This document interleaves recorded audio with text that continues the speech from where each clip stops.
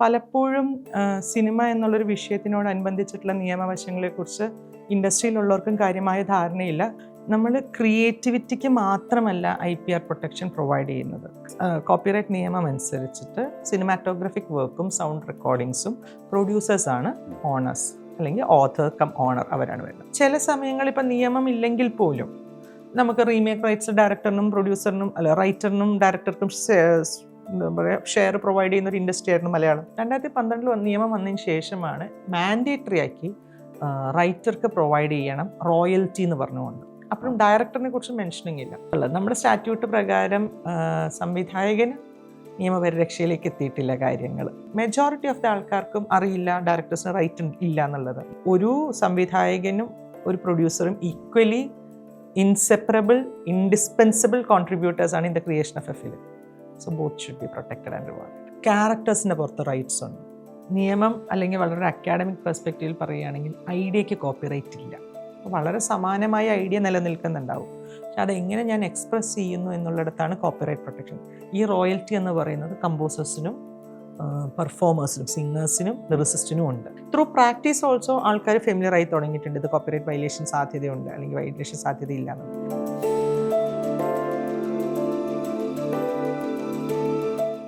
Doctor മുത്തുമണിയാണ് ഇന്ന് the ക്യൂവിനൊപ്പം ചേരുന്നത്.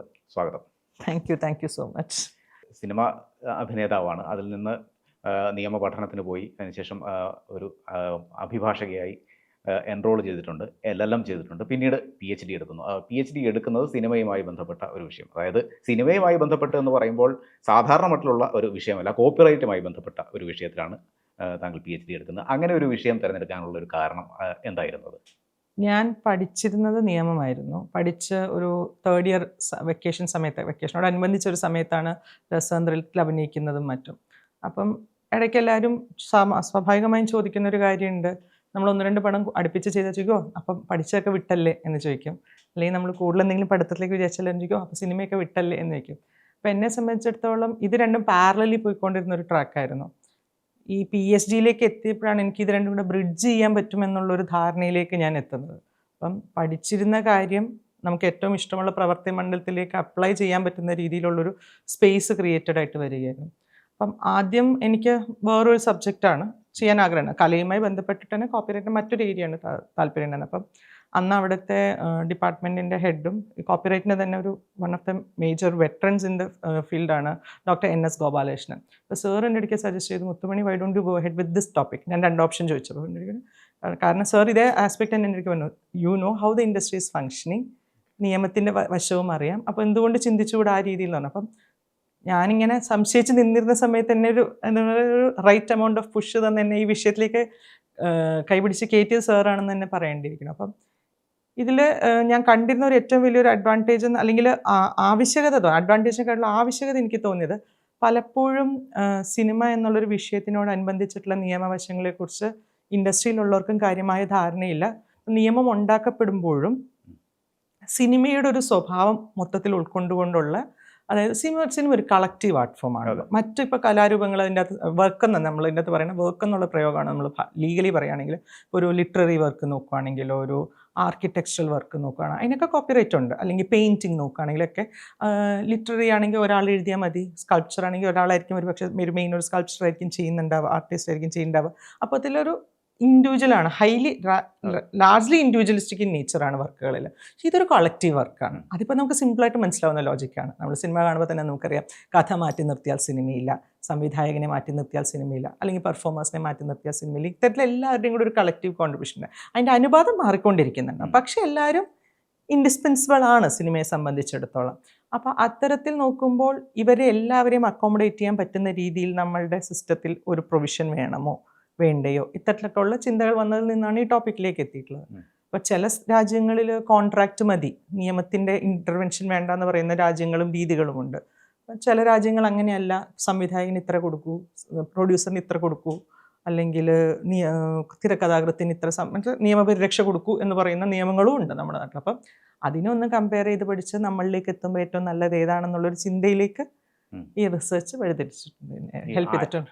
IPR എന്നുള്ളതാണല്ലോ, ഇന്റലക്ച്വൽ പ്രോപ്പർട്ടി റൈറ്റ് അഥവാ ബൗദ്ധിക സ്വത്തവകാശം എന്നുള്ളതാണല്ലോ. ഇപ്പോൾ ഒരു ക്രിയേറ്റീവ് വർക്ക് ആകുമ്പോൾ ആണ് പ്രാമുഖ്യം എന്ന് തന്നെ കരുതാം. ഇപ്പോൾ സിനിമയാകുമ്പോൾ ഒരു ഗ്രൂപ്പ് വർക്കാണ്, പലരുടെ കോൺട്രിബ്യൂഷൻ. ഇപ്പോൾ താങ്കൾ പറഞ്ഞ പോലെ പലരുടെ കോൺട്രിബ്യൂഷൻ ഉണ്ട്. ഒരാളുടെ കോൺട്രിബ്യൂഷൻ ഇല്ലാതായാൽ ആ സിനിമ എന്നുള്ളതിൻ്റെ ഒരു ടോട്ടാലിറ്റിയിലേക്ക് വരികയുമില്ല. അതിലൊരു പ്രധാനപ്പെട്ട ചോദ്യം എന്ന് പറയുന്നത്, ഇത് ഈ സിനിമ മുഴുവനായി അതിൻ്റെ ഒരു കോപ്പിറൈറ്റ് ആണ് പറയുന്നത്. ഈ ഇൻ്റലക്ച്വൽ പ്രോപ്പർട്ടി റൈറ്റ് ഓരോ കലാകാരന്മാരുടെയും അല്ലെങ്കിൽ അതിൽ പങ്കാളികളാകുന്ന ഓരോരുത്തരുടെയും ഇൻ്റലക്ച്വൽ പ്രോപ്പർട്ടി റൈറ്റ് വ്യക്തിപരമായി പ്രഖ്യാപിക്കാനാകുന്ന ഒന്നാണോ സിനിമ എന്നുള്ളൊരു ചോദ്യം.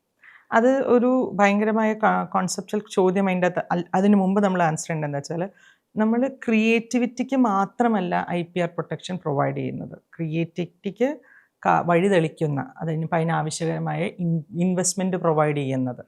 അങ്ങനെ പല സമയത്ത് ഇപ്പം നമ്മളൊരു എംപ്ലോയർ റിലേഷൻഷിപ്പിൽ നിൽക്കുന്ന സമയത്ത് നമ്മൾ ചെയ്യുന്നൊരു വർക്ക്, കാരണം ആ വർക്ക് ഉണ്ടാവാൻ കാരണമായത് ആ എംപ്ലോയിയോട് ഇത് ഏൽപ്പിച്ചു കൊടുക്കുന്നു, അതിനുള്ള സാഹചര്യം സൃഷ്ടിച്ചു കൊടുക്കുന്നു സാമ്പത്തികമായിട്ടൊക്കെ. അപ്പം ആ എംപ്ലോയർ ഇതിൻ്റെ ഓഥറായിട്ട് കണക്ക്, നമ്മൾ ക്രിയേറ്റ് ചെയ്യുന്ന ആളെ ഓഥർ എന്നാണ് പൊതുവെ ഇതിൻ്റെ അകത്ത് പറയുക ഭാഷ. അപ്പം അങ്ങനെ കണക്കാക്കാൻ പറ്റുന്നുണ്ട്.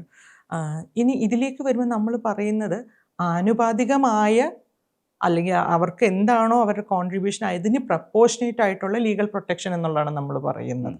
അല്ലാണ്ട് ഒരാൾക്ക് കൊടുക്കുന്നു എന്നുള്ള ലീഗൽ പ്രൊട്ടക്ഷൻ കൊടുക്കുന്നു എന്നുള്ളതിനർത്ഥം അതിനകത്തുള്ള എല്ലാ ലീഗൽ പ്രൊട്ടക്ഷൻ ആ പർട്ടിക്കുലർ എൻറ്റിറ്റിക്ക് ഉണ്ടെന്നുള്ളതല്ല നമ്മൾ പറയുന്നത്, അല്ലെങ്കിൽ നമ്മുടെ നിയമ സാഹചര്യങ്ങൾ പറയുന്നത്. അപ്പോൾ അത് ഓരോ ആർട്ട് ഫോം, ഓരോ വർക്ക് ഫോമിനും ഓരോ രീതിയിലാണ് പറഞ്ഞിട്ടുള്ളത്. ലിറ്ററേച്ചറിനെ കുറിച്ച് അവർ കൃത്യമായി പറഞ്ഞിട്ടുണ്ട്, പെയിൻറ്റിങ്സിനെ കുറിച്ച് പറഞ്ഞിട്ടുണ്ട്, മ്യൂസിക് വർക്കിനെ കുറിച്ച് പറഞ്ഞിട്ടുണ്ട്, ഈവൻ കമ്പ്യൂട്ടർ പ്രോഗ്രാമിംഗ് പോലും ശരിക്കും പറഞ്ഞാൽ കോപ്പിറൈറ്റ് പ്രൊട്ടക്ഷൻ അണ്ടറിലാണ് വരുന്നത്. അപ്പോൾ അത്തരത്തിൽ ഓരോ കാറ്റഗറി ഓഫ് വർക്കിനും ഓരോ സെറ്റ് ഓഫ് പ്രിൻസിപ്പിൾസ് വളരെ കൃത്യമായിട്ട് ലേ ഡൗൺ ആണ് നമ്മുടെ സ്റ്റാറ്റ്യൂട്ടിൽ. ഇതൊരു വലിയ വൈഡായിട്ടുള്ള ഏരിയയാണ്. അതായത് കോപ്പിറൈറ്റ് IPR എന്നൊക്കെ പറയുമ്പോൾ വലിയ വിശാലമായിട്ടുള്ളൊരു മേഖലയാണ്. ആ ഒരു മേഖലയിൽ ഒരു ചെറിയ പോർഷൻ എടുത്ത്, അത് സ്പെസിഫിക് ആയിട്ട് എടുത്ത് അതിൽ ഗവേഷണം നടത്തുക, അതിലൊരു ആർഗ്യുമെൻറ്റ് കൊണ്ടുവരിക എന്നുള്ളത് വലിയ വെല്ലുവിളി നിറഞ്ഞ ഒരു സംഗതി കൂടിയാണ്. അങ്ങനെ ഒരു വെല്ലുവിളി ഈ പഠനത്തിൽ നേരിട്ടിട്ടുണ്ടോ? താങ്കളുടെ ഒരു ആർഗ്യുമെൻറ്റ് എന്തായിരുന്നു ഈ പഠനത്തിൽ? ഞാൻ ആദ്യം തുടങ്ങിയ സമയത്ത് എല്ലാ കോൺട്രിബ്യൂട്ടേഴ്സിനെ നോക്കി. അതായത് മ്യൂസിക്, ലിറിസിസ്റ്റ്, പെർഫോമേഴ്സ്, അങ്ങനെ. അതായത് പെർഫോമൻസ് എന്ന് പറയുമ്പോൾ അതിൻ്റെ ആക്ടേഴ്സും വരും, സിംഗേഴ്സും വരും, അങ്ങനെ എല്ലാ മേഖലയും കവർ ചെയ്യാൻ നോക്കി. അപ്പോഴാണ് ഇറ്റ്സ് എ വെരി വൈഡ്, പറഞ്ഞതുപോലെ തന്നെ വളരെ പരന്നങ്ങനെ കിടക്കുകയാണ്. പിന്നെ നമ്മൾ പതുക്കെ റിസർച്ച് മുന്നോട്ട് പോകുന്നത് നമ്മൾ അതിനെ സ്ട്രീം ലൈൻ ചെയ്താണ് ഡയറക്ടർ, റൈറ്റർ, പ്രൊഡ്യൂസർ എന്നുള്ളത്. കാരണം നമ്മൾ സിനിമയ്ക്കൊരു 5 ഘട്ടം, പണ്ട് 3 ഘട്ടം എന്ന് പറഞ്ഞാൽ പോലും ഇപ്പോൾ ഏകദേശം ഒരു 5 ഘട്ടം ടെക്നിക്കലി നമുക്ക് പറയേണ്ട. ഒരു ഡെവലപ്മെൻറ്റ് സ്റ്റേജ് ഉണ്ട്, ഒരു പ്രീ പ്രൊഡക്ഷൻ സ്റ്റേജ് ഉണ്ട്, ഒരു പ്രൊഡക്ഷൻ സ്റ്റേജ് ഉണ്ട്, ഒരു പോസ്റ്റ് പ്രൊഡക്ഷൻ ഉണ്ട്, ഒരു മാർക്കറ്റിംഗ് ആൻഡ് ഡിസ്ട്രിബ്യൂഷൻ. അങ്ങനെ ഇത്ര സ്റ്റേജസിൽ കൂടെ കടന്നു. ഇത്രയും സ്റ്റേജസിൽ ഏറ്റവും കൂടുതൽ നിൽക്കുന്നത് from the very beginning to end നിൽക്കുന്ന ആൾക്കാർ ഡയറക്ടറും പ്രൊഡ്യൂസറുമാണ്. റൈറ്റർ ഓൾമോസ്റ്റ് മാർക്കറ്റിങ്ങിന് എവിടം വരെ റൈറ്റർക്കും ഉണ്ട്. അറ്റ്ലീസ്റ്റ് ഷൂട്ട് തീരുന്നവരെങ്കിലും റൈറ്ററും വളരെ ഇമ്പോർട്ടൻറ്റ് റോളാണ്. ചില സമയത്ത് പോസ്റ്റ് പ്രൊഡക്ഷൻ സമയത്ത് റൈറ്റേഴ്സിൻ്റെ കോൺട്രിബ്യൂഷൻ അത് ഡിപ്പെൻഡിങ് അപ്പോൺ ദ പ്രോജക്റ്റാണ്. അപ്പോൾ ഞാൻ നോക്കിയപ്പോൾ മറ്റുള്ളവർ പലരും ചില സമയങ്ങളിലുള്ള ഇത്രയും ഈ ഒരു ത്രൂ ഔട്ട് വരുന്നതിൻ്റെ ഒരു വ്യത്യാസമുണ്ട്. ക്വാണ്ടം അല്ലെങ്കിൽ പ്രപ്പോർഷൻ ഓഫ് കോൺട്രിബ്യൂഷൻ്റെ ചെറിയ ഡിഫറൻസ് എനിക്ക് തോന്നി. ശരിക്കും പറഞ്ഞാൽ അതും കൂടെ വെച്ചാൽ കുറച്ചും കൂടെ ഹോൾസമാണ്. പക്ഷേ നമ്മളുടെ ഒരു പരിമിതിയുണ്ട്, നമുക്ക് ഇത്ര ഒരു ഒരു ബൗണ്ടറി നമുക്ക് വരച്ചേ പറ്റുള്ളൂ. അതുകൊണ്ടാണ്. അല്ലെങ്കിൽ ശരിക്കും പറഞ്ഞാൽ ഈ മ്യൂസിക് കോൺട്രിബ്യൂഷൻ, പ്രത്യേകിച്ചും ഇന്ത്യൻ ഇൻഡസ്ട്രി ആകുമ്പോൾ മ്യൂസിക്കിൻ്റെ കോൺട്രിബ്യൂഷൻ കൊണ്ട് നമ്മൾ ഡെഫിനറ്റ്ലി പഠിക്കേണ്ടതായിട്ടുള്ള ഏരിയയാണ്. ഒരു പക്ഷേ ഒരു ലേറ്റസ്റ്റ് സ്റ്റേജിൽ എനിക്ക് കൂടുതൽ എക്സ്പ്ലോർ ചെയ്യാൻ ആഗ്രഹമുള്ളൊരു ഏരിയയും കൂടിയാണത്. അപ്പം ഇത്തരത്തിൽ നിൽക്കുന്ന ഒരു ടോപ്പിക്കിൽ നമ്മൾ ഈ 3 എൻറ്റിറ്റി ഐഡൻറ്റിഫൈ ചെയ്തുകൊണ്ട് നമ്മൾ മുന്നോട്ട് പോകുമ്പോൾ തന്നെ നമുക്ക് അതിനൊരു സ്ട്രീം ലൈൻ ചെയ്തെടുക്കാൻ പറ്റും. പിന്നെ ആ ഓരോ എൻറ്റിറ്റിയും, അതായത് പ്രൊഡ്യൂസേഴ്സിൻ്റെ കൺസേൺസ് അല്ലെങ്കിൽ എന്തൊക്കെയാണ് അവർക്ക് സപ്പോർട്ടീവായിട്ടുള്ള പ്രൊവിഷൻസ്, അല്ലെങ്കിൽ റൈറ്റേഴ്സിൻ്റെ കൺസേൺസ് എന്താണ്, അവരുടെ സപ്പോർട്ടീവ് പ്രൊവിഷൻസ് എന്താണ്, ഡയറക്ടറിൻ്റെ സ്റ്റാൻഡ് എന്താണ്. അപ്പോൾ നമുക്ക് കുറച്ചും കൂടി ഒരു എളുപ്പം ആയി കാര്യങ്ങൾ ഒന്ന് സ്ട്രീം ലൈൻ ചെയ്ത് മുന്നോട്ട് കൊണ്ടുപോകാനായിട്ട്. സിനിമയുടെ ഒരു കോപ്പിറൈറ്റിനെ കുറിച്ച് പറയുമ്പോൾ അതിൽ സംവിധായകനുണ്ട്, നിർമ്മാതാവുണ്ട്, തിരക്കഥാകൃത്തുണ്ട്, പിന്നീട് അഭിനേതാവ് എന്ന് പറയുന്നത്. അഭിനേതാവിൻ്റെ കാര്യം മാറ്റി നിർത്തിയാൽ ഇതിൻ്റെ ഒരു ക്രിയേറ്റീവ് സൈഡിൽ ഏറ്റവും കൂടുതൽ പ്രവർത്തിക്കുന്നവർ ഈ തിരക്കഥാകൃത്തും സംവിധായകനുമായിരിക്കും. പക്ഷേ സിനിമയുടെ കോപ്പിറൈറ്റ് വരുമ്പോൾ അത് നിർമ്മാതാവിലേക്ക് മാത്രം ഒതുങ്ങി പോകുന്നുണ്ട്. ഇവരുടെ ഒരു ക്രിയേറ്റീവ് ആയിട്ടുള്ള ഒരു എഫേർട്ടിന് കോപ്പിറൈറ്റ് ബാധകമാകുന്നില്ല, IPR ബാധകമാവുന്നില്ല എന്ന് പറയുന്നതിന് എങ്ങനെയാണ് നമുക്ക് കാണാൻ കഴിയുക? അതായത് നമ്മളുടെ കോപ്പിറൈറ്റ് നിയമം അനുസരിച്ചിട്ട് ഞാൻ നേരത്തെ പറഞ്ഞു പല ടൈപ്പ് ഓഫ് വർക്കുകളുണ്ടെന്ന്. സിനിമാറ്റോഗ്രാഫിക് വർക്കും സൗണ്ട് റെക്കോർഡിങ്സും പ്രൊഡ്യൂസേഴ്സാണ് ഓണേഴ്സ്, അല്ലെങ്കിൽ ഓഥർ കം ഓണർ, അവരാണ് വരുന്നത്. അത് ഞാൻ നേരത്തെ പറഞ്ഞ് എംപ്ലോയി കോൺസെപ്റ്റ് അവിടെ ഇടയ്ക്ക് റീഡ് ചെയ്യപ്പെട്ടിരുന്നത് കൊണ്ടാണ് അങ്ങനെ ഒരു റീഡിങ്. ഇതിനായിട്ടുള്ള സാഹചര്യങ്ങൾ ഒരുക്കി കൊടുക്കുന്നത് അവർ എന്നുള്ള നിലയ്ക്കാണ്. പക്ഷേ ഒരു 20th സെഞ്ച്വറിയുടെ അവസാനത്തോടു കൂടി ഇത് ആദ്യം തുടങ്ങിയുള്ളൊരു ട്രാൻസിഷൻ ഇതിൻ്റെ അത് സംഭവിക്കുന്നുണ്ട്. അത് നമ്മൾ പണ്ട് ആര് മെഷീനറി ഓൺ ചെയ്യുന്നോ അയാളാണ് ആ മെഷീനിൽ നിന്ന് വരുന്ന പ്രൊഡക്റ്റിൻ്റെ ഓണർ. നമ്മളൊരു ഫാക്ടറി സിസ്റ്റം കോൺസെപ്റ്റ് ഒക്കെ ഉണ്ട്. അത് ആ ഒരു കോൺസെപ്റ്റ് ആയിരുന്നു. പക്ഷേ സിസ്റ്റം ഇൻഡസ്ട്രി ഡെവലപ്പ് ചെയ്തതനുസരിച്ച് അല്ലെങ്കിൽ ഫിലിം ഇൻഡസ്ട്രി ഇവോൾവ് ചെയ്തതനുസരിച്ചിട്ട് ഈ ഓണർഷിപ്പ് കോൺസെപ്റ്റ് പതുക്കെ മാറി. അപ്പം US പ്രൊഡ്യൂസർ തന്നെയാണ് ഇപ്പോഴും ഓണർ. പക്ഷേ അവർക്ക് ശക്തമായ കോൺട്രാക്ട് മെക്കാനിസം ഉണ്ട്. ആ കോൺട്രാക്ട് വഴി എന്തൊക്കെയാണോ ഡയറക്ടറിന് അർഹമായിട്ടുള്ളത് അത് അവിടേക്ക് പോകുന്നുണ്ട്. പക്ഷേ UK നോക്കിക്കഴിയുമ്പോൾ largely statute is favouring the director and the producer together. ഫ്രാൻസിലേക്ക് വന്നു കഴിയുമ്പം അവിടെയും ഇതുപോലെ സ്റ്റാറ്റ്യൂട്ടറി റെക്കഗ്നിഷൻ ഡിഫറൻസ് ഉണ്ട്. അപ്പം അത് ഓരോ രാജ്യത്തിൻ്റെയും ഓരോ ഇൻഡസ്ട്രിയുടെയും അതാത് ഫിലിം ഇൻഡസ്ട്രിയുടെ പ്രത്യേകതകളനുസരിച്ച് വ്യത്യാസമുണ്ട്. അപ്പം ഇന്ത്യൻ ഇൻഡസ്ട്രിയുടെ അടുത്ത പ്രശ്നം ഞാൻ ഫേസ് ചെയ്തത് എന്താണെന്ന് വെച്ചാൽ നമുക്ക് 22 അധികം റീജിയണൽ ഇൻഡസ്ട്രീസ് ഉണ്ട്. മലയാളം ഇൻഡസ്ട്രി ഉണ്ട്, തമിഴുണ്ട്, തെലുങ്കുണ്ട്, ബോംബെ ഉണ്ട്. ഇപ്പോൾ തമിഴിൽ തന്നെ 2 ടൈപ്പ് ഓഫ് നമുക്ക് കോൺട്രാക്റ്റിംഗ് മെക്കാനിസം കാണാം. നമ്മൾക്ക് തെലുങ്കിൽ പോയി കഴിഞ്ഞാൽ കോൺട്രാക്ട്സ് സ്ട്രോങ് ആണ്, അല്ലെങ്കിൽ ബോംബെയിലുണ്ട്. എന്നാൽ കർണാടകയിൽ ആദ്യകാലങ്ങളിൽ കുറവായിരുന്നു, പിന്നീടാണ് ഇവൻച്വലി ഗ്രോ ചെയ്തത്. അപ്പോൾ ഇങ്ങനെ ഓരോ ഇൻഡസ്ട്രിയുടെ ഹാബിറ്റ് ഡിഫറെൻ്റ് ആണ്. അപ്പം നമ്മളെ സംബന്ധിച്ചിടത്തോളം ആ ഒരു ഡിഫറൻസും ത്രൂ ഔട്ട് ഞാൻ നോക്കിക്കൊണ്ടിരുന്ന എന്ന് വെച്ചാൽ നമുക്കൊരു യൂണിഫോമിറ്റി ഡ്രോ ചെയ്യാൻ ബുദ്ധിമുട്ടാണ്. അപ്പം ഇത്തരത്തിലുള്ള വ്യത്യാസങ്ങൾ എവിടെ കൊണ്ടെന്ന് നമുക്കിങ്ങനെ സിമിലറായിട്ട് കെട്ടി കൊണ്ടുപോകാന്നുള്ളൊരു കൺഫ്യൂഷൻ ഉണ്ടായിരുന്നു. പക്ഷേ ചില സമയങ്ങളിൽ ഇപ്പം നിയമം ഇല്ലെങ്കിൽ പോലും നമുക്ക് റീമേക്ക് റൈറ്റ്സ് ഡയറക്ടറിനും പ്രൊഡ്യൂസറിനും അല്ല റൈറ്ററിനും ഡയറക്ടർക്കും എന്താ പറയുക ഷെയർ പ്രൊവൈഡ് ചെയ്യുന്ന ഒരു ഇൻഡസ്ട്രി ആയിരുന്നു മലയാളം. വളരെ കാലം മുമ്പ് തന്നെ അങ്ങനെ ഷെയർ ചെയ്യുന്ന പ്രാക്ടീസ് നമുക്കുണ്ട്. ഇല്ലാത്ത ഇൻസിഡൻസ് നമുക്ക് കോട്ട് ചെയ്യാനുണ്ടാവും, ഇല്ലയെന്ന് ഞാൻ പറയുന്നില്ല. പക്ഷേ മെജോറിറ്റി ഓഫ് ദ കേസസിലും ഡയറക്ടർക്കും റൈറ്ററും പ്രൊഡ്യൂസറും 3 പേരും കൂടി ഈക്വലി ഷെയർ ചെയ്യുന്ന പ്രാക്ടീസ് ഉണ്ട്. അതിപ്പോൾ നമുക്ക് നിയമം പറഞ്ഞിട്ടല്ല, അത് നമ്മളുടെ ഇൻഡസ്ട്രിയുടെ ഒരു പ്രാക്ടീസാണ് ഞാൻ കണ്ടിട്ടുള്ളത്. അപ്പം ഇത്തരത്തിൽ creative investment that is coming from writer producer, capital investment writer ഡയറക്ടറിൽ നിന്ന് വരുന്ന ക്രിയേറ്റീവ് ഇൻവെസ്റ്റ്മെൻറ്റും ക്യാപിറ്റൽ ഇൻവെസ്റ്റ്മെൻറ്റ് എന്ന് പറഞ്ഞാൽ പ്രൊഡ്യൂസറുടെ ഇടയ്ക്ക് നിന്ന് വരുന്നതും തമ്മിലൊരു ബ്യൂട്ടിഫുൾ ബ്ലെൻഡ് നമ്മുടെ ഇവിടെ സംഭവിച്ചുകൊണ്ടിരിക്കുന്നുണ്ട്. So this sharing is happening to a great extent. പക്ഷേ 2012 ഒരു നിയമം വന്നു. 2012 നിയമം വന്നതിന് ശേഷമാണ് മാൻഡേറ്ററി ആക്കി റൈറ്റർക്ക് പ്രൊവൈഡ് ചെയ്യണം റോയൽറ്റി എന്ന് പറഞ്ഞുകൊണ്ട്. അപ്പോഴും ഡയറക്ടറിനെ കുറിച്ച് മെൻഷനിങ് ഇല്ല. അതിനോടനുബന്ധിച്ചാണ് ഇപ്പോൾ ഒരു കളക്ടിങ് സൊസൈറ്റി എന്നൊക്കെ പറഞ്ഞിട്ട് റൈറ്റേഴ്സിന് വേണ്ടിയിട്ട് ഒരു പുതിയ സൊസൈറ്റി വന്നിട്ടുണ്ട്. അതായത് ഈ റോയൽറ്റി കളക്ട് ചെയ്യുക, കൺസേൺ എവിടെ നിന്നൊക്കെയാണോ ഇതിൻ്റെ ഒരു കമേഴ്ഷ്യൽ എക്സ്പ്ലോയിറ്റേഷൻ ബിയോണ്ട് തിയേറ്ററിന് അപ്പുറത്ത് നിന്ന് എവിടെ സംഭവിച്ചിട്ടുണ്ടോ അത് വെച്ചിട്ട് റൈറ്റേഴ്സിന് വേണ്ടിയിട്ടുള്ള റോയൽറ്റി കളക്ട് ചെയ്ത് അതാത് റൈറ്റേഴ്സിലേക്ക് എത്തിക്കാനുള്ള കോപ്പിറൈറ്റ് കളക്ടിങ് സൊസൈറ്റിയൊക്കെ ഇപ്പോൾ രൂപീകൃതമായിട്ടുണ്ട്. അത് അവരിൽ ഉണ്ടാക്കാൻ പോകുന്ന ഡിഫറൻസ് വളരെ വലുതാണ്. ഓൾറെഡി സിംഗേഴ്സിന് ഇത് സംഭവിച്ചു കഴിഞ്ഞു. ഇപ്പം നമ്മളൊരു പാട്ട് എടുക്കുമ്പോൾ അതിൻ്റെ റോയൽറ്റി എന്നുള്ള എല്ലാവർക്കും ഇനി കോമണേഴ്സിന് വരെ മനസ്സിലാവുന്ന രീതിയിൽ വ്യത്യാസമുണ്ട്. അപ്പം ഈ ചേഞ്ച് പതുക്കെ റിഫ്ലക്റ്റിംഗ് ആയി തുടങ്ങിയിട്ടുണ്ട്.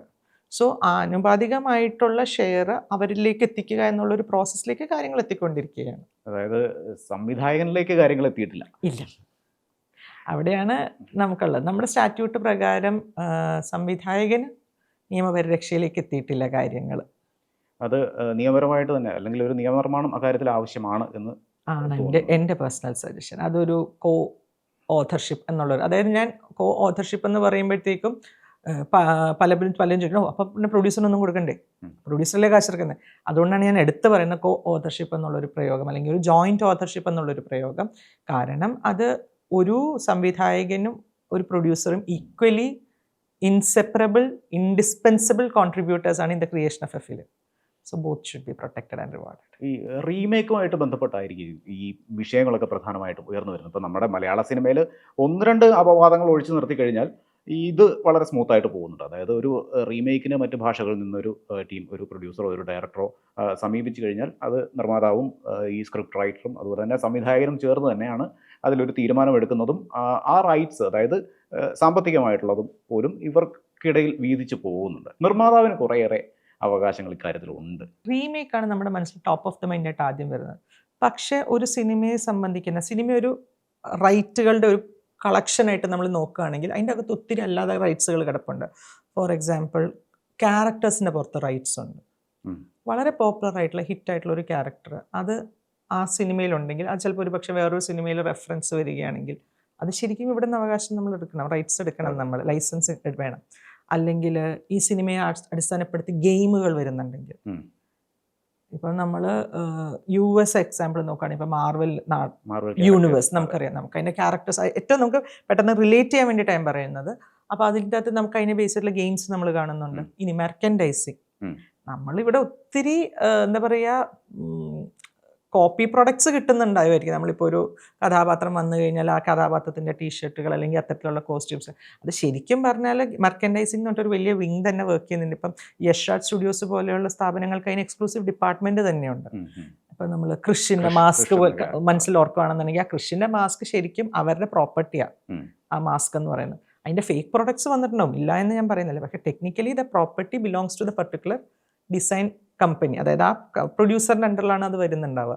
പിന്നെ നമുക്ക് വരുമ്പോൾ ഗെയിമിങ്, ഇത് കോമിക്സ് കഥകൾ, ഇതിനെ അടിസ്ഥാനപ്പെടുത്തിയിട്ടുള്ള കഥകൾ ധാരാളം വന്നു പോകുന്നുണ്ട്. ഇപ്പം രജനീകാന്തിൻ്റെ മുത്തു എന്ന് പറയുന്ന സിനിമ ബേസ് ചെയ്തിട്ടുള്ള കോമിക്സ് നമുക്ക് അവൈലബിൾ ആണ്, തമിഴിൽ അവൈലബിൾ ആണ്. അപ്പം ഇത്തരത്തിൽ ബാഹുബലിയെ ബേസ് ചെയ്തിട്ടുള്ള കോമിക്സ് അവൈലബിൾ ഉണ്ട്.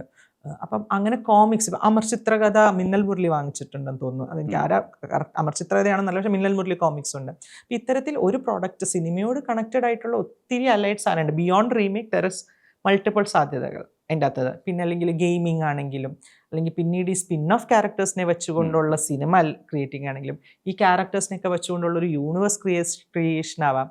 അല്ലെങ്കിൽ ഒരു സിനിമ, ആ സിനിമയിലത്തെ ആ കഥാപാത്രം ബേസ് ചെയ്തിട്ട് ഒരു വെബ് സീരീസ് ആയിരിക്കാം, അല്ലെങ്കിൽ ഷോർട്സ് ആയിരിക്കാം, ഇപ്പോൾ ക്യാരക്ടർ സ്കെച്ച് ഷോർട്സുകളായിരിക്കാം. അങ്ങനെ മൾട്ടിപ്പിൾ സാധ്യതകൾ നിലനിൽക്കുന്നുണ്ട് ഒരു ക്രിയേറ്റീവ് പെർസ്യൂട്ട് അതിൻ്റെ ഭാഗമായിട്ട് തന്നെ. അപ്പോൾ അതെത്ര കണ്ട് നമ്മൾ ക്യാപിറ്റലൈസ് ചെയ്യുന്നു, എത്ര കണ്ട് എല്ലാവരുടെയും ഇൻട്രസ്റ്റ് ബാലൻസ് ചെയ്ത് മുന്നോട്ട് പോകുന്നു എന്നുള്ളതാണ് എൻ്റെ അകത്ത് ചോദ്യം നിൽക്കുന്നത്. ഈ കോപ്പിറൈറ്റ് എന്ന് പറയുമ്പോൾ നമുക്ക് ആദ്യം മനസ്സിലേക്ക് വരുന്നത് കോപ്പിറൈറ്റ് ലംഘനം എന്നുള്ള ഒരു സംഗതി തന്നെയാണ്. അതാണല്ലോ ഏറ്റവും കൂടുതൽ വാർത്തകളാകുന്നതും ഒക്കെ.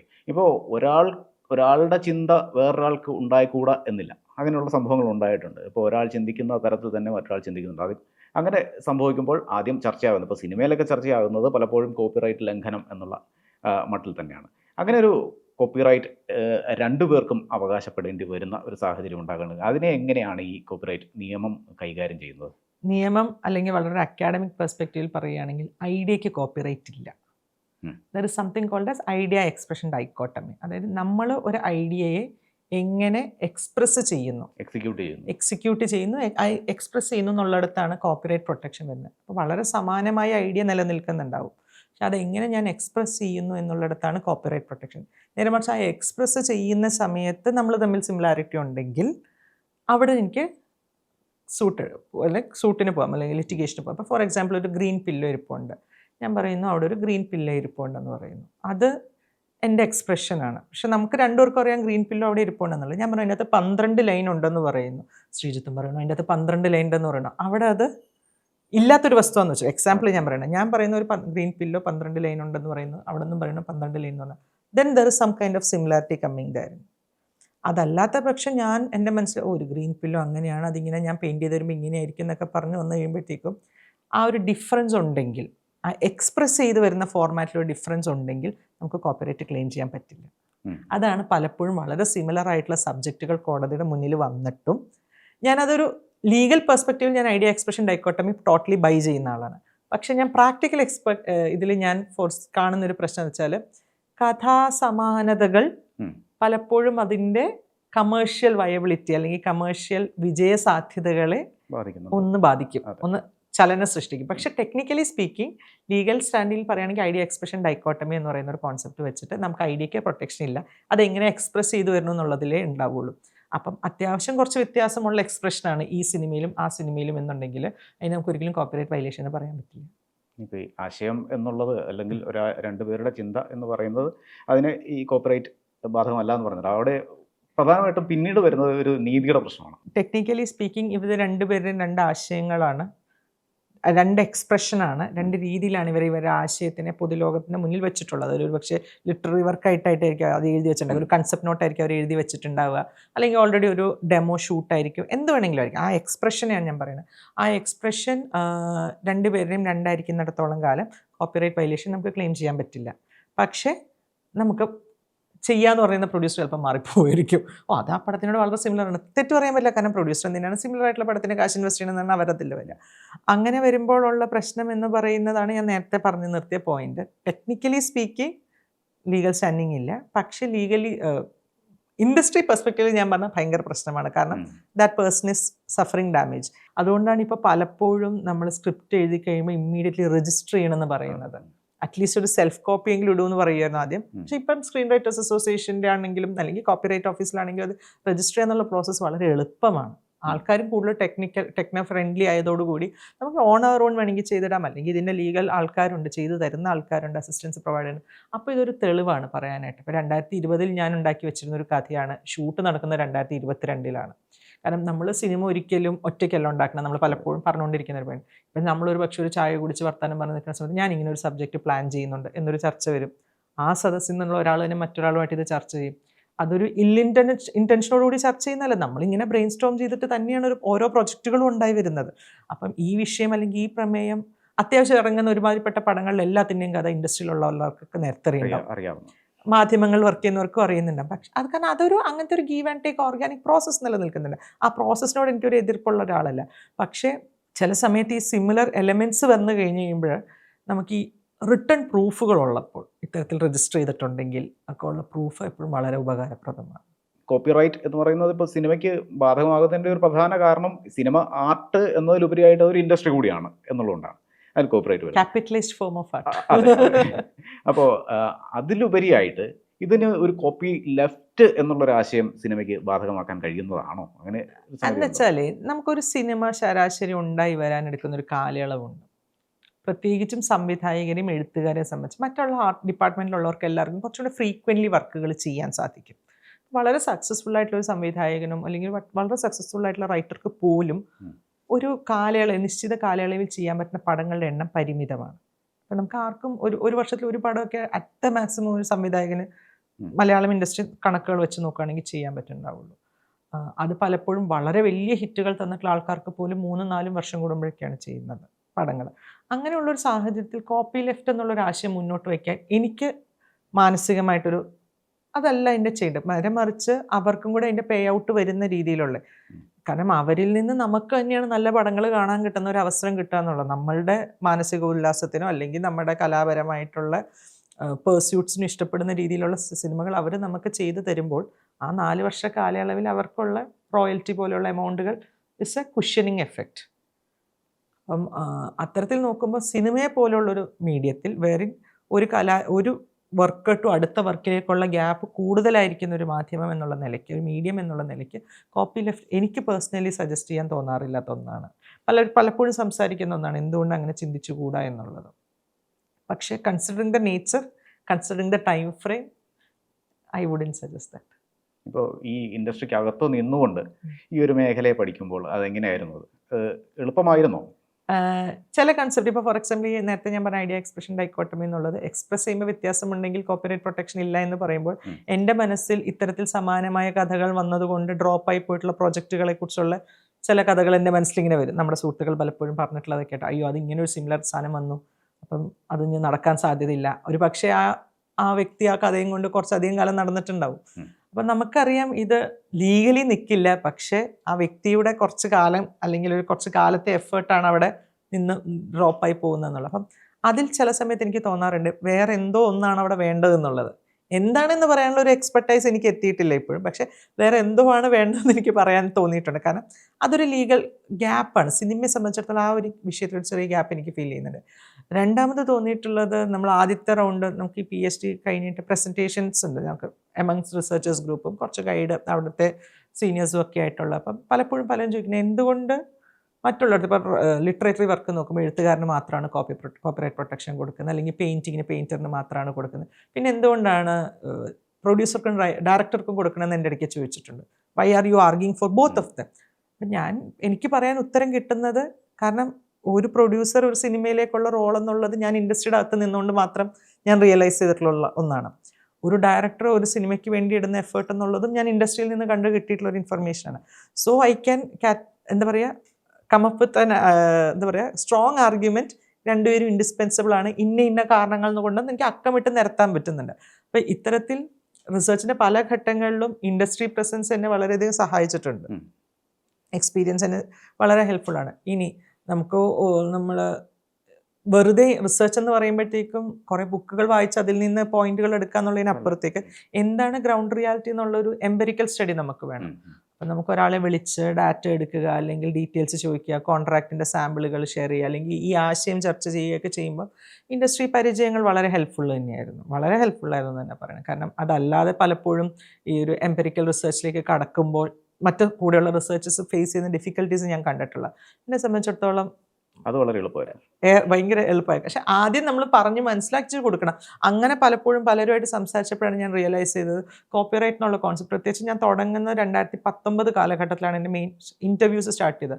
ആ സമയത്ത് ഇത് പറയുമ്പോൾ മെജോറിറ്റി ഓഫ് ദ ആൾക്കാർക്കും അറിയില്ല ഡയറക്ടേഴ്സിന് റൈറ്റ് ഇല്ല എന്നുള്ളത്, അല്ലെങ്കിൽ കോപ്പിറൈറ്റ് എന്നുള്ളത് പെട്ടെന്ന് നമ്മൾ നേരത്തെ പറഞ്ഞ പോലെ കഥ മോഷ്ടിക്കപ്പെട്ടു അല്ലെങ്കിൽ എൻ്റെ കഥ മോഷണമാണോ, ഈ 2 ചോദ്യങ്ങളാണ് എല്ലാവരും തലയിൽ അറിയുന്നത്. അപ്പം ഞാൻ അതിനപ്പുറത്തേക്ക് ഒത്തിരി റൈറ്റ്സ് നിലനിൽക്കുന്ന ഒന്നാണ് ഇത്. ഇത്തരത്തിലുള്ളൊരു ഇൻട്രാക്ഷൻ ഇപ്പം ഇന്ന് പറഞ്ഞു കൊടുക്കാനും പറയാനും സംസാരിക്കാനുമായിട്ടുള്ളൊരു സ്പേസ് ഇൻഡസ്ട്രിയിൽ നിന്നുള്ളൊരു വ്യക്തി ആയതുകൊണ്ട് എനിക്ക് എളുപ്പമായിരുന്നുള്ളതാണ്. അതിപ്പോൾ സിനിമയിലുള്ള മറ്റ് ആളുകളുമായിട്ട് ഇപ്പോൾ ഈ ഒരു കൂട്ടായ്മയിൽ തന്നെ എല്ലാവർക്കും ഈ അറിവ് നൽകുന്ന ഒരു കാര്യം കൂടിയായി മാറിയിട്ടുണ്ട്.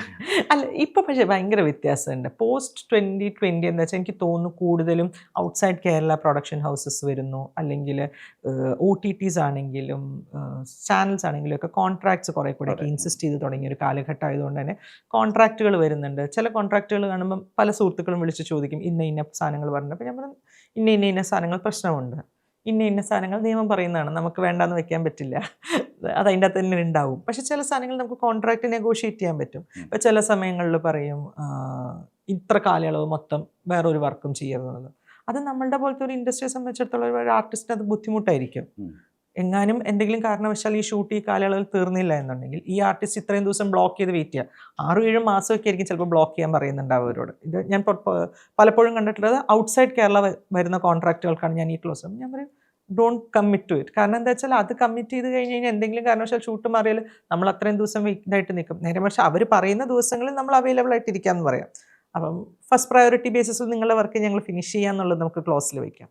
അപ്പം ഇത്തരത്തിലുള്ള ടേംസും കാര്യങ്ങളും ഒക്കെ കുറച്ചും കൂടെ ബെറ്റർ ആയിട്ട് അണ്ടർസ്റ്റാൻഡ് ചെയ്യാൻ പറ്റുന്നത് ഇൻഡസ്ട്രിയിലുള്ളത് കൊണ്ടും ഇതിൻ്റെ നിയമവശം പഠിച്ചിട്ടുള്ളതുകൊണ്ടും കൂടെ ആ ഒരു ബാലൻസിലെത്താൻ പറ്റുന്നുണ്ട്. അതായത് സിനിമാ മേഖലയിൽ തന്നെ ഈ അഭിനയം എന്നുള്ളതിലുപരിയായിട്ട് ഇങ്ങനെ ഒരു കൺസൾട്ടൻസി കൂടി നടത്താനുള്ളൊരു സാധ്യത തെളിഞ്ഞു വരികയാണ്. ചെയ്യുന്നു. എനിക്ക് മ്യൂസിക് ഡയറക്ടേഴ്സ് പലരും ഇതുപോലെ പല മ്യൂസിക് ഡയറക്ടേഴ്സിനെ ലീഗൽ കോൺട്രാക്ട്സ് മാനേജ് ചെയ്യുന്നുണ്ട്, പ്രൊഡ്യൂസേഴ്സിൻ്റെ മാനേജ് ചെയ്യുന്നുണ്ട്, ആർട്ടിസ്റ്റിൻ്റെ മാനേജ് ചെയ്യുന്നുണ്ട്, റൈറ്റേഴ്സ് ഉണ്ട്. ഡയറക്ടേഴ്സ് കുറവാണ് ഐ വുഡ് സേ. കാരണം ഡയറക്ടേഴ്സിൻ്റെ എഗ്രിമെൻറ്റിൻ്റെ ഈ പറഞ്ഞ പോലെ വളരെ അപൂർവമാണ് ഇതാവാറുള്ളത്. റൈറ്റേഴ്സ്, പ്രൊഡ്യൂസേഴ്സ്, മ്യൂസിക് ഭയങ്കര ഫ്ലറിഷിംഗ് ആണ് നമ്മളുടെ മ്യൂസിക് ഇൻഡസ്ട്രി. അല്ലെങ്കിൽ അതിൻ്റെ other sources of revenue associated with മ്യൂസിക്കും ഭയങ്കര ഇൻക്രീസിങ് ആണ്. അപ്പോൾ അതിൻ്റെ കോൺട്രാക്റ്റുകളാണ് കൂടുതലും മുന്നിലേക്ക് എപ്പോഴും വരാറുള്ളത്. പിന്നെ of course writer and producer. ഇപ്പോൾ ഈ സംഗീതവുമായി ബന്ധപ്പെട്ട് പറയുമ്പോൾ നമുക്ക് പെട്ടെന്ന് പറയാൻ കഴിയുന്നത് ഇളയരാജയുമായി ബന്ധപ്പെട്ടാണ്. കാരണം എപ്പോഴും റോയൽറ്റി എന്നുള്ള ഒരു വിഷയം വരുന്നത് ഇളയരാജയുടെ പാട്ടുകളുമായി ബന്ധപ്പെട്ടാണ് നമ്മൾ വാർത്തകളിലൊക്കെ കാണുന്നത്. ഇതിനെ പലപ്പോഴും നമുക്ക് സാധാരണക്കാർ സമീപിക്കുന്ന ഒരു പാട്ട് പാടുന്നതിനെന്തിനാണ് ഇദ്ദേഹം ഇങ്ങനെ പണം ആവശ്യപ്പെട്ടുകൊണ്ടിരിക്കുന്നത് എന്നുള്ളൊരു മട്ടിലാണ്.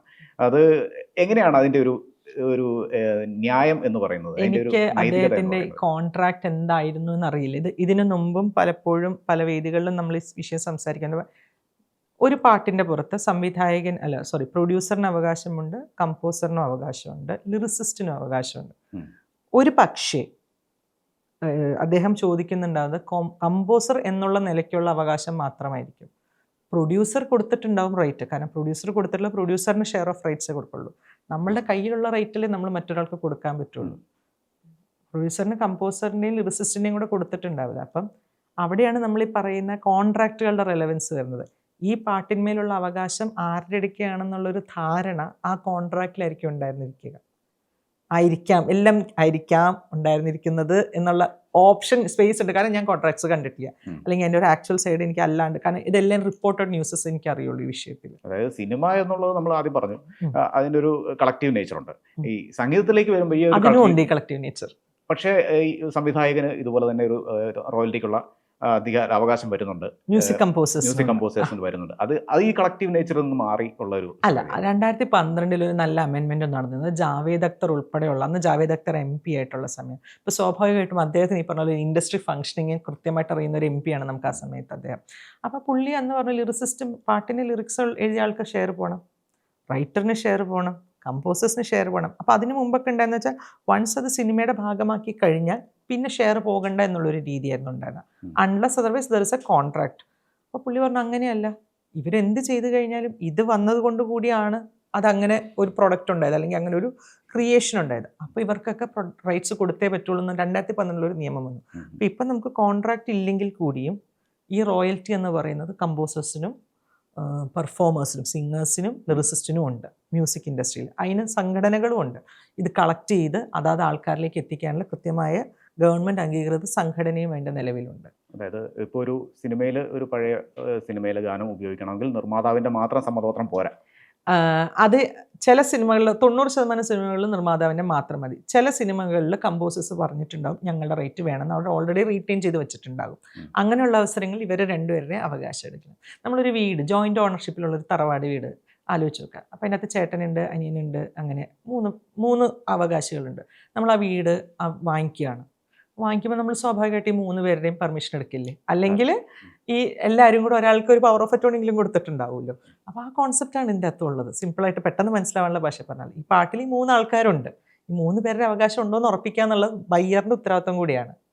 ഇല്ലെങ്കിൽ ശരിയാണ്, നമുക്ക് സെല്ലറിനൊക്കെ പോയി പറയാം നിങ്ങൾക്ക് അവകാശമില്ലാത്ത സാധനം നിങ്ങൾ എന്തിനാണ് ഞങ്ങൾക്ക് സെല്ല് ചെയ്തതെന്ന് ചോദിക്കാം. പക്ഷെ അത് വലിയൊരു നൂലാമാലയാണ് ഒരു വസ്തുക്കൾ. അതിനേക്കാൾ എളുപ്പം എന്നുള്ളത് കമ്പോസറിൻ്റെ റേറ്റ് ഉണ്ടെന്നുള്ളതും പ്രൊഡ്യൂസറിൻ്റെ റേറ്റ് ഉണ്ടെന്നുള്ളതും ലിറിസിസ്റ്റിൻ്റെ റേറ്റ് ഉണ്ടെന്നുള്ളതും എൻഷുർ ചെയ്യുക എന്നുള്ളതാണ്. നമ്മൾ സംസാരിച്ച് വന്നതുപോലെ തന്നെ IPR എന്ന് പറയുന്നതും കോപ്പിറൈറ്റ് എന്ന് പറയുന്നതും വളരെ വിശാലവും സങ്കീർണവുമായിട്ടുള്ള ഒരു വിഷയമാണ്. അതിലാണ് ഇപ്പോൾ താങ്കളൊരു PhD ചെയ്തിരിക്കുന്നത്. ഇതിൽ കൂടുതൽ പഠനങ്ങൾ ഒരു പോസ്റ്റ് ഡോക്ടറൽ വിഷയമായി തന്നെ ഇത് പരിഗണിക്കുന്നുണ്ടോ? ഇതിൻ്റെ ഒരു പ്രസിദ്ധീകരണ സാധ്യതയും കൂടിയുണ്ടല്ലോ, അതിനെങ്ങനെയാണ് പരിഗണിക്കുന്നത്? പലരായി സംസാരിക്കുന്നുണ്ട് അതിനെക്കുറിച്ച്. തീർച്ചയായിട്ടും മുന്നോട്ട് ഇതുമായിട്ട് പോകണം എന്ന് തന്നെയാണ് ആഗ്രഹം. കാരണം ഈ ഒരു മേഖല എന്ന് പറഞ്ഞാൽ ഭയങ്കര കോൺസ്റ്റൻ്റ്ലി ഇവോൾവിങ് ആയിട്ടുള്ളൊരു മേഖല കൂടിയാണ്. അപ്പം ഞങ്ങൾക്കിങ്ങനെ PhD കൺഫർ ചെയ്ത് കഴിഞ്ഞ് കഴിയുമ്പോഴത്തേക്കും പൊതുവിൽ ഞങ്ങളുടെ അവിടുത്തെ ഡീനായിട്ടുള്ള ഡോക്ടർ സണ്ണിയാണ് ഞങ്ങളുടെ ഡീൻ ആ സമയത്ത്. അപ്പോൾ സാർ പറയുന്നത് this is just not the end, this is just a beginning എന്ന് പറഞ്ഞിട്ടാണ് സാർ കൺഫർ ചെയ്തു എന്നുള്ളത് പറയുന്നത് തന്നെ. അപ്പം തീർച്ചയായിട്ടും മുന്നോട്ട് പോകണം എന്ന് തന്നെയാണ് ആഗ്രഹം. കാരണം ഇത്തരത്തിൽ ഉള്ള മാറ്റങ്ങൾ വളരെ കൃത്യമായിട്ട് സംഭവിച്ചുകൊണ്ടിരിക്കുന്നുണ്ട്. ആ മാറ്റങ്ങൾ അക്കോമഡേറ്റ് ചെയ്തുകൊണ്ട് എപ്പോഴും നമ്മൾ അപ്ഡേറ്റഡ് ആയിട്ട് ഇരിക്കുക എന്നുള്ളൊരു ആവശ്യകതയും കൂടെ ഉണ്ട്.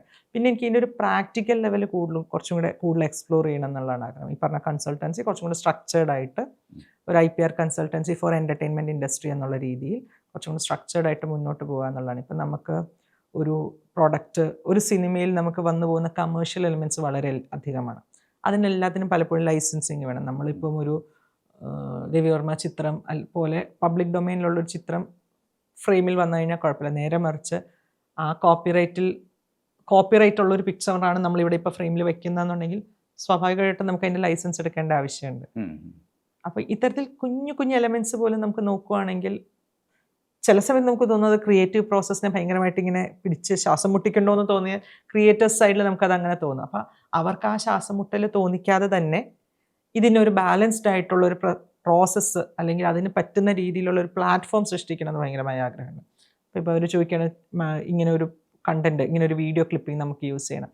നമുക്ക് അതിൻ്റെ കൺസേൺഡ് ആൾക്കാരുടെയൊക്കെ അപ്രോച്ച് ചെയ്ത് അതിൻ്റെ ലൈസൻസിങ്, അതിൻ്റെ പെർമിഷൻ എടുത്തിട്ട് നമ്മൾ പ്ലേസ് ചെയ്ത് കഴിഞ്ഞാൽ കൺഫ്യൂഷനില്ല, അവിടെ പ്രശ്നമില്ല. അവിടെ നമ്മളൊരു ഷോർട്ട് വീഡിയോ ആരെങ്കിലും യൂട്യൂബ് ക്രിയേറ്റേഴ്സ് ഉണ്ടാക്കിയിട്ടില്ലായിരിക്കും, അത് നല്ലൊരു രസമുള്ള വീഡിയോ ആണ്. ഇപ്പോൾ നമുക്ക് ഇൻസ്റ്റാഗ്രാമിലൊക്കെ നിറയെ വീഡിയോസും റീൽസും ഒക്കെ ഉണ്ട്. നമുക്കത് പ്ലേസ് ചെയ്യണമെന്നുണ്ടെങ്കിൽ അവരുടെ പെർമിഷൻ എടുത്താൽ മതി. ചില സമയത്ത് കോപ്പി ലെഫ്റ്റ് മൂഡിലുള്ള ആളാണെന്നുണ്ടെങ്കിൽ ചിലപ്പോൾ ഫ്രീ ഓഫ് കോസ്റ്റും തരും. പക്ഷേ ഓൺലി തിങ് ഇസ് നമുക്ക് ലൈസൻസ് ഇൻ പേപ്പർ ഉണ്ടെങ്കിൽ പിന്നീട് ഒരു കാലത്ത് നമുക്ക് അതിനെക്കുറിച്ച് കൺസേൺ ആവുകയോ തിരിച്ചു വരേണ്ടി വരില്ല. ഇപ്പം നാളെ ക്യൂവിൻ്റെ ഒരു പർട്ടിക്കുലർ ഇൻ്റർവ്യൂ പോർഷൻ ഒരു ചാനലിൽ ഒരു സിനിമയിലേക്ക് പ്ലേസ് ചെയ്യണമെന്നുണ്ടെങ്കിൽ ക്യൂവിൻ്റെ അടുക്കൽ നിന്ന് ഒരു റിട്ടേൺ ഓതറൈസേഷൻ കിട്ടിക്കഴിഞ്ഞാൽ പിന്നെ നമുക്കത് യൂസ് ചെയ്യുന്നതിന് പ്രശ്നമില്ല. അപ്പോൾ ഇത്തരത്തിലൊരു പ്ലാറ്റ്ഫോം, ഒരു കൺഡ്യൂസീവ് എൻവയൺമെൻറ്റ് ക്രിയേറ്റ് ചെയ്തെടുക്കുക. വേറെ ക്രിയേറ്റേഴ്സിന് ഈ പറഞ്ഞ പോലെ ശ്വാസം മുട്ടല്ലോ, ഒരു വീഡിയോ ക്ലിപ്പിംഗ് പോലും യൂസ് ചെയ്യാൻ പറ്റില്ല, ആർട്ട് വർക്കിൽ ഒരു ഫോട്ടോ പോലും യൂസ് ചെയ്യാൻ പറ്റില്ല എന്ന് അവരെ കൊണ്ട് തോന്നിപ്പിക്കാത്ത രീതിയിലുള്ള, എന്നാൽ എന്തെങ്കിലുമൊക്കെ ആർട്ട് വർക്ക് യൂസ് ചെയ്തു വീഡിയോയും യൂസ് ചെയ്ത് കഴിഞ്ഞിട്ട് പ്രൊഡ്യൂസറിന് പിന്നെ തലവേദന ആവാതിരിക്കാതുള്ള ചില സമയത്ത് അങ്ങനെയുണ്ട്. വർക്കൊക്കെ കഴിഞ്ഞ് കഴിഞ്ഞിട്ട് പ്രൊഡ്യൂസറിനായിരിക്കും കോപ്പിറൈറ്റ് നോട്ടീസുകൾ വന്നുകൊണ്ടിരിക്കുക. അത് ഞങ്ങളുടെ വർക്കായിരുന്നു, ഇത് ഞങ്ങളുടെ വർക്കാണ്, നിങ്ങൾ ഞങ്ങളുടെ ബാക്ക്ഗ്രൗണ്ട് സ്കോർ യൂസ് ചെയ്തു, നിങ്ങൾ ഞങ്ങളുടെ പിക്ചർ യൂസ് ചെയ്തു എന്നൊക്കെ പറഞ്ഞിട്ടുള്ള ന്യൂസ് വരാം.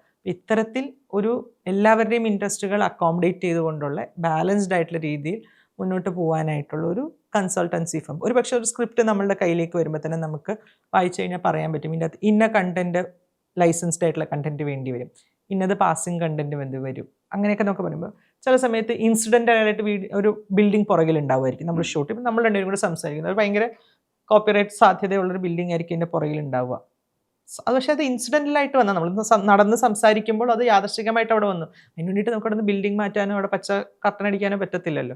അപ്പോൾ ഇത്തരത്തിലുള്ള സാധനങ്ങൾ ലൂപ്പ് ഹോൾസ് അല്ല, there is clear provisions. Incidental അല്ലെങ്കിൽ ആക്സിഡൻ്റലായിട്ട് വരുന്ന എൻട്രി എക്സിറ്റുകൾ, സാധനങ്ങൾ, ബിൽഡിങ്ങുകൾ കോപ്പിറൈറ്റ് ഉള്ളത്, അതിനൊക്കെ കൃത്യമായ ധാരണ കൊടുത്തു കഴിഞ്ഞാൽ ഈ ക്രിയേറ്റേഴ്സിനും കുറച്ചും കൂടെ ഫ്രീ ആയിട്ട് അവരുടെ വർക്കുമായിട്ട് മുന്നോട്ട് പോകും. പക്ഷേ പലപ്പോഴും ഈ സ്ക്രിപ്റ്റിംഗ് സ്റ്റേജിൽ അല്ലെങ്കിൽ ഈ പ്രീ പ്രൊഡക്ഷൻ സ്റ്റേജിൽ ഇത്തരത്തിലൊരു ലീഗൽ ഇൻ്റർവെൻഷൻ അല്ലെങ്കിൽ ഒരു IP ഇൻ്റർവെൻഷൻ നടക്കുന്നത് വളരെ കുറവാണ് നമ്മുടെ നാട്ടിൽ. അപ്പം അതിന് പറ്റുന്ന രീതിയിലുള്ളൊരു കൺസൾട്ടൻസി ഫേം. അപ്പോൾ ചില സമയത്ത് ചില സുഹൃത്തുക്കൾ നമ്മുടെ തരും, ഇതൊക്കെയാണ് ഞങ്ങൾ ചെയ്യാൻ ഉദ്ദേശിക്കുന്നത്, ഇതിലെന്തെങ്കിലും പ്രശ്നമുണ്ടോ, അല്ലെങ്കിൽ ചില പ്രൊഡ്യൂസേഴ്സ് നമ്മുടെ ചോദിക്കും ഇന്ന കണ്ടന്റ് നമ്മൾ യൂസ് ചെയ്യുന്നുണ്ട്, കുഴപ്പമുണ്ട്. അപ്പോൾ നമ്മൾ പറയും ഇന്നത് പ്രശ്നമുണ്ട്, റൈറ്റ്സ് എടുക്കണം, ഇത് കുഴപ്പമില്ല, പാസ്സായി പോയിക്കോളും എന്നുള്ളത്. അപ്പം അതിന് പറ്റുന്ന രീതിയിലുള്ളൊരു സ്ട്രക്ചേർഡ് ആയിട്ടുള്ളൊരു സ്പേസ് വേറെ നേരത്തെ ഞാൻ പറഞ്ഞിരുന്ന ആ ഒരു bridging activity between both the world ആണ് ആഗ്രഹം. ഈ കോപ്പിറൈറ്റുമായി ബന്ധപ്പെട്ടുള്ളൊരു സാക്ഷരത ആവശ്യമാണ് എന്നുള്ളത്. ഇപ്പോൾ അടുത്തിടെ വന്ന നയൻതാരയുടെ നെറ്റ്ഫ്ലിക്സ് ഡോക്യുമെൻ്ററിയിൽ ഉണ്ടായ ഒരു കോപ്പിറൈറ്റ് ഇഷ്യൂ, അതൊരു മൊബൈൽ വീഡിയോ ആയിരുന്നു. അതിൽ പോലും കോപ്പിറൈറ്റിൻ്റെ ഒരു പ്രശ്നം വന്നിട്ടുണ്ട്. അപ്പോൾ കുറച്ചുകൂടി നമ്മുടെ നിർമ്മാതാക്കളും അല്ലെങ്കിൽ സിനിമയുടെ ക്രിയേറ്റീവ് സൈഡിൽ പ്രവർത്തിക്കുന്നവർ ഈ ഒരു കോപ്പിറൈറ്റ് സാക്ഷരത നേടേണ്ടതിൻ്റെ ഒരു ആവശ്യകത കൂടിയുണ്ടല്ലേ?